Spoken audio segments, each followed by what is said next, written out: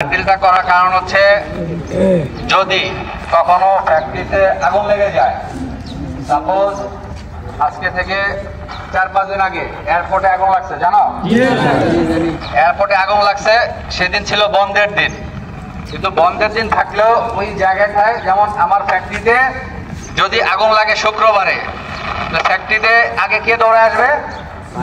Security. তার মানে আমার সিকিউরিটিকেও জানতে হবে কিভাবে আগুন নিয়ন্ত্রণে আনতে হয়, রাইট? এখন তোমাদের যারা এখানে আসছো, আমাদের তো ম্যান পাওয়ার কম, নিয়ম অনুযায়ী তোমাদের এখানে 2.5 থেকে 3 মিনিটে উপস্থিত থাকার দরকার ছিল, উচিত ছিল, কিন্তু আমি নিজে ভিতর থেকে ধাওয়া নিয়ে আসছি। এমনকি আমি এসে দাঁড়ানোর পরেও আমি দেখছি কয়েকজন কিউসি পায়ে মেহেন্দি দিয়ে আসছে, হাঁটতে হাঁটতে আস্তে আস্তে, নাম বললাম না, কিন্তু যাকে বলছি সে বুঝে নাও। আমার এই ফ্যাক্টরিতে যখন ফুল প্রোডাকশন চলবে, ফুল লাইন চলবে, তখন আমার 3.5 থেকে 4,000 বা 5,000 ম্যান পাওয়ার থাকবে। এই 5,000 ম্যান পাওয়ার আমাদের যে পরিমাণ দরজা এক্সিট দেওয়া আছে, ওই দরজা দিয়ে বের হইতে সর্বোচ্চ 4.5 মিনিট সময় লাগবে। 4.5 মিনিটের ভিতরে বের হইতে হবে।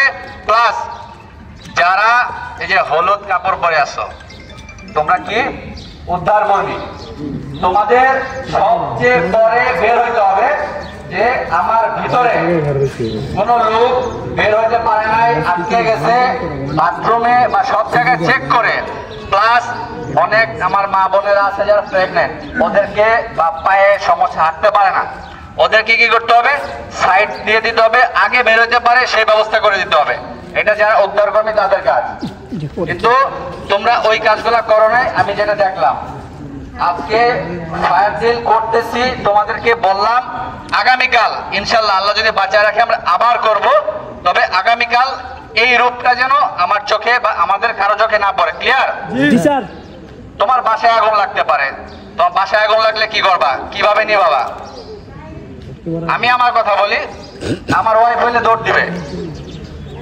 কেন দৌড় দিবে? কারণ সে অভ্যস্ত না। তোমাদেরকে এইভাবে ট্রেনিং করানো হচ্ছে, শেখানো হচ্ছে। কেন? যে তোমাদের বাসায় বা তোমার বাসার আশেপাশে যদি কখনো আগুন লাগে বা আমার ফ্যাক্টরিতে কখনো আগুন লাগে, কিভাবে নিভাবা, কিভাবে ফ্যাক্টরিকে রক্ষা করবা, নিজের জীবন রক্ষা করবা, তোমার ফ্যামিলির পরিবারের লোকজনকে রক্ষা করবা, আশেপাশের লোকজনকে রক্ষা করবা। এই জিনিসগুলোই তো আমরা শেখাই নাকি? তো আগামীকাল আমরা আবার ফায়ার ড্রিল করব।